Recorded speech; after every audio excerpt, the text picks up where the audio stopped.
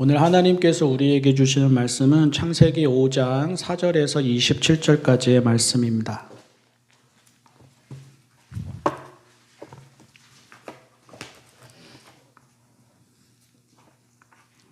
창세기 5장 4절에서 27절까지의 말씀 봉독합니다. 아담은 셋을 낳은 뒤에 800년을 살면서 아들, 딸을 낳았다. 아담은 모두 930년을 살고 죽었다. 셋은 105살에 에노스를 낳았다. 셋은 에노스를 낳은 뒤에 807년을 살면서 아들, 딸을 낳았다. 셋은 모두 912년을 살고 죽었다. 에노스는 90살에 게난을 낳았다. 에노스는 게난을 낳은 뒤에 815년을 살면서 아들, 딸을 낳았다. 에노스는 모두 905년을 살고 죽었다. 게난은 70살에 마할랄레를 낳았다. 게난은 마할랄레를 낳은 뒤에 840년을 살면서 아들, 딸을 낳았다. 게난은 모두 910년을 살고 죽었다. 마할랄렐은 65살에 아렛웃을 낳았다. 마할랄렛은 야렛을 낳은 뒤에 830년을 살면서 아들, 딸을 낳았다. 마할랄렐은 모두 895년을 살고 죽었다. 야렛은 162살에 에녹을 낳았다. 야렛은 에녹을 낳은 뒤에 800년을 살면서 아들, 딸을 낳았다. 야렛은 모두 962년을 살고 죽었다. 에녹은 65살에 무두셀라를 낳았다. 에녹은 무두셀라를 낳은 뒤에 300년 동안 하나님과 동행하면서 아들, 딸을 낳았다. 에녹은 모두 365년을 살았다. 에녹은 하나님과 동행하다가 사라졌다. 하나님이 그를 데려가신 것이다. 무두셀라는 187살에 라멕을 낳았다. 무두셀레는 라멕을 낳은 뒤에 782년을 살면서 아들을 낳았다. 무두셀라는 모두 969년을 살고 죽었다.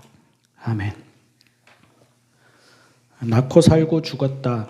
창세기 5장은 사람의 인생을 그렇게 정리했습니다. 처음 사람 아담도 낳고 살고 죽었습니다. 그의 아들 셋도 낳고 살고 죽었습니다. 그 아들의 아들도 그 아들의 아들의 아들도 낳고 살고 죽었습니다. 성경에 나오는 인물 중에서 제일 오래 산 사람이 아까 우리가 읽은 본문 말씀 중 맨 마지막에 나오는 무두셀라입니다. 그는 969세를 살고 죽었습니다. 그런데 그라고 다르겠습니까? 무두셀라도 낳고 살고 죽었습니다. 저마다 살아간 시간은 달랐습니다. 저마다 살아간 자리도 달랐을 것입니다.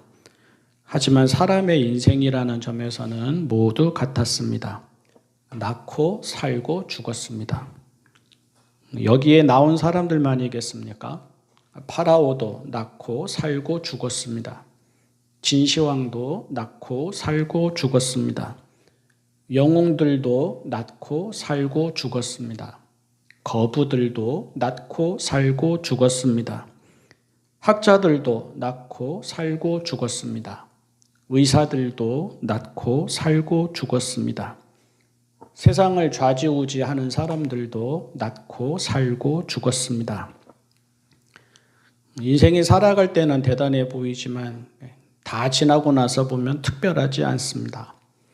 외모와 신분과 자격의 차이가 그리 크지 않습니다. 소유와 업적과 성취의 차이도 대단해 보이지만 그리 대단하지 않습니다. 살아서 최고의 자리에 오른 사람도 죽어서 이름을 남긴다는 사람도 그렇게 함으로써 평범한 사람들과는 다르게 남다른 인생처럼 보이는 사람도 또 자기 스스로 자기 인생은 남다르다고 자부하는 사람들도 다르지 않습니다. 사람은 누구나 잠시 이 세상에 머물면서 낳고 살고 죽습니다. 그러니 힘을 좀 빼고 살아도 됩니다. 너무 잘하려고 애쓰지 않아도 됩니다. 너무 이루려고 힘겨워하지 않아도 됩니다. 너무 채우려고 아등바등하지 않아도 됩니다. 너무 좋은 소리만 들으려고 노력하지 않아도 됩니다.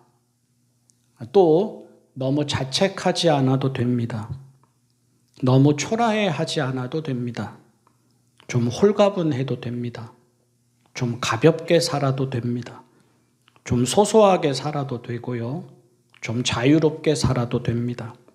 좀 여유롭게 살아도 되고, 좀 배짱 있게 살아도 되고요. 좀 당당하게 살아도 됩니다. 나태주 시인이 일상에서 일어나는 일들을 되게 잘 포착하죠.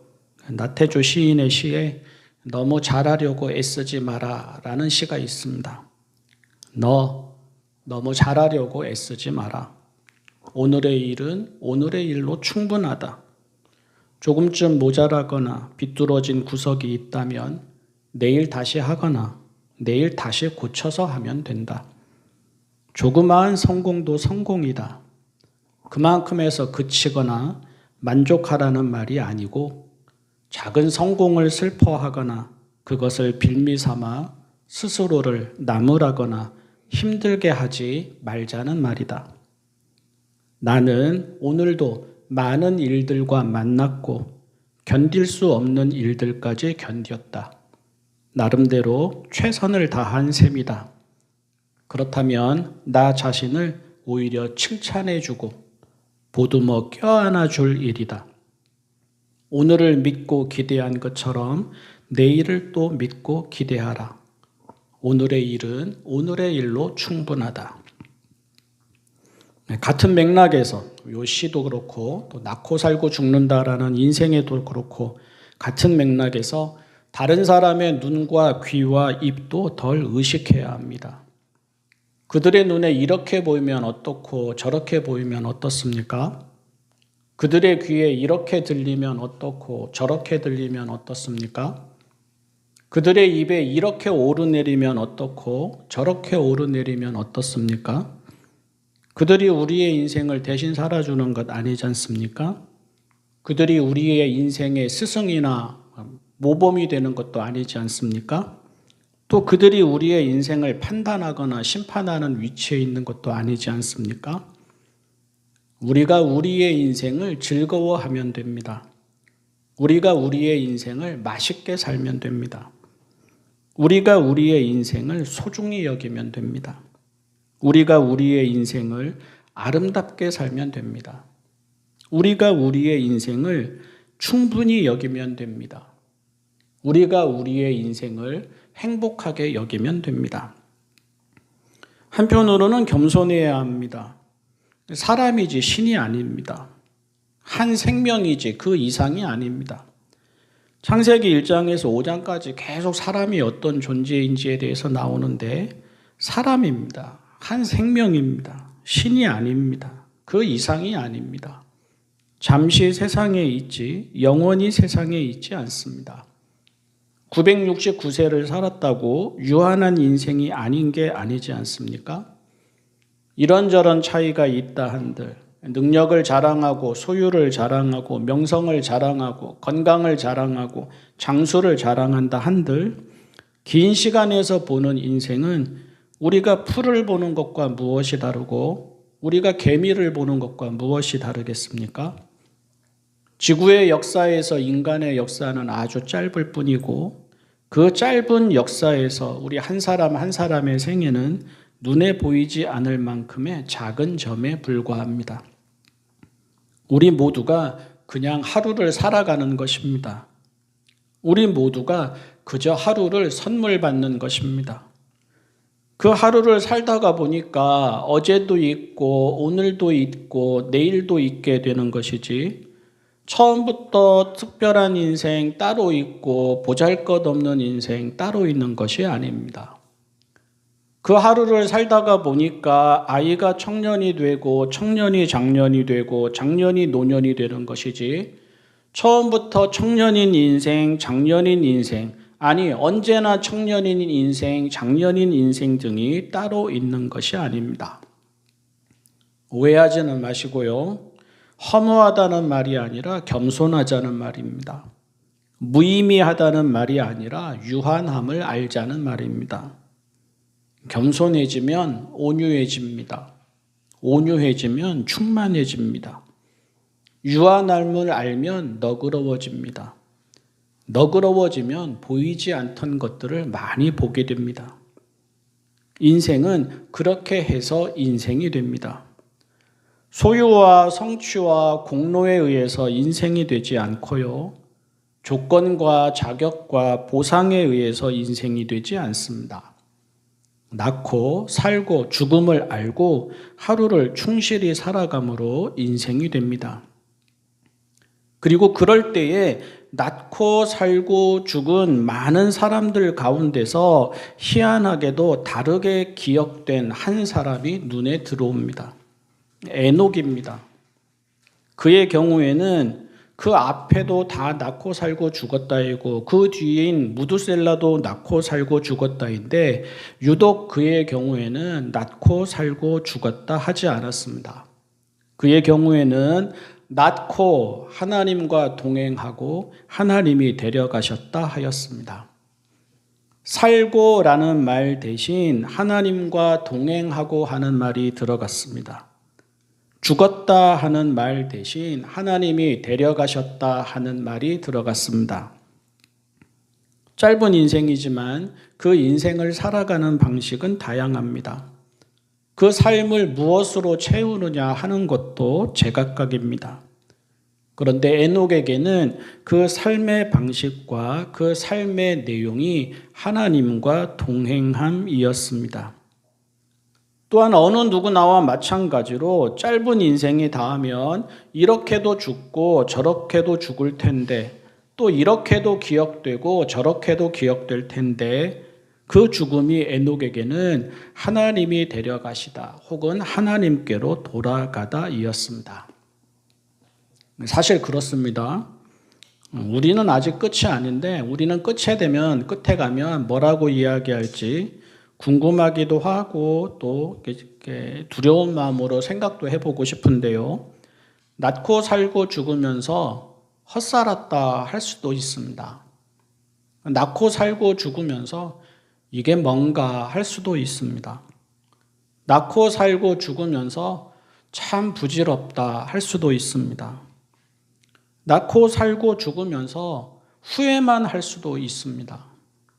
또 낳고 살고 죽으면서 원통하다, 억울하다, 이럴 줄 몰랐다 할 수도 있습니다.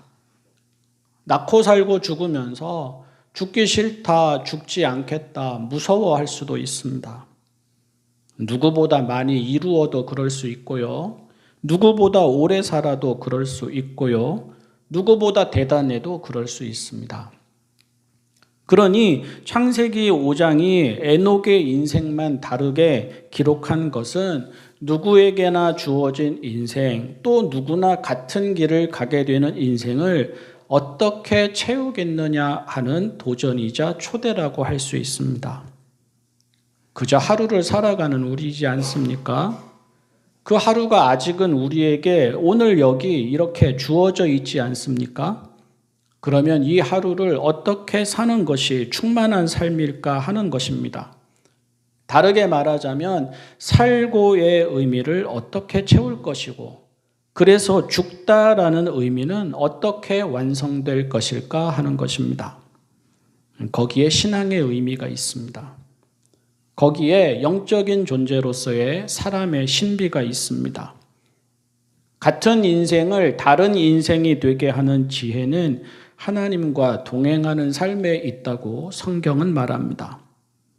하나님과 친밀한 삶, 하나님을 사랑하는 삶, 하나님을 일상에서 알아차리며 살아가는 삶 등이 낳고 살고 죽는 인생을 영혼에 속한 인생으로 바꿉니다.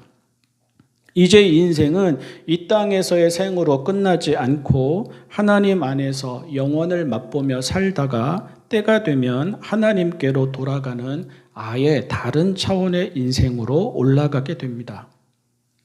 이것이 그 무엇보다 소중하게 되면 일상도 달라집니다.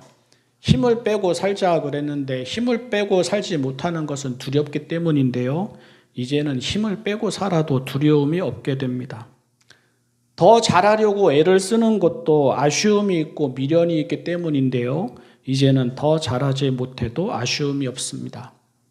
사람들이 이렇게 저렇게 하는 말에 휘둘리게 되고 휩쓸리게 되는 것도 그것들 때문인데 이제는 더 이상 휘둘리지도 않게 되고, 작고 적고 약하다고 초라해하고 부끄러워하고 감추려고 하고 포장하려고 하는데, 이제는 작고 적고 약해도 위축되지 않습니다. 하나님을 아는 삶이 가장 큰 선물이고 가장 큰 은총이기 때문에 평범하고 소박해도 다 가진 듯 충만합니다. 하나님을 아는 삶이 가장 큰 지혜이고 가장 큰 자유이기 때문에 눈앞의 일에 에너지를 다 쏟고 나서 기진맥진하게 되는 일은 이제 없게 되고, 눈에 보이는 것을 넘어 눈에 보이지 않는 것을 바라보면서 삶의 중심을 얻게 됩니다. 사랑하는 성도 여러분, 오늘 우리의 목표가 무엇이고 오늘 우리의 수고가 어떠하든 끝에 가면 낳고 살고 죽는 인생입니다. 그런 인생에서 우리를 구별하는 것은 오직 하나, 지금 여기를 하나님과 함께 보고 듣고 걸으며 살아가는 것입니다. 이것이 우리 인생의 남다름이 되는 것입니다. 이것이 우리 인생의 거룩함이 되는 것입니다. 시간이 지날수록 이것만이 남습니다. 그래서 신앙인이고 또 그래야 신앙인입니다. 기도하겠습니다. 사랑의 하나님 아버지, 낳고 살고 죽음을 알고 겸손하게 하여 주십시오. 세상이 전부인 듯 너무 힘을 쓰지 말게 하시고 너무 잘하려다가 시험에 들지도 말게 하여 주십시오. 오늘 여기가 소중하고 아름답고 행복한 것이 하나님을 알아차림에 있게 하시고, 오늘 여기가 헛되지 않고 충만한 것이 하나님을 알아감에 있게 하여 주십시오.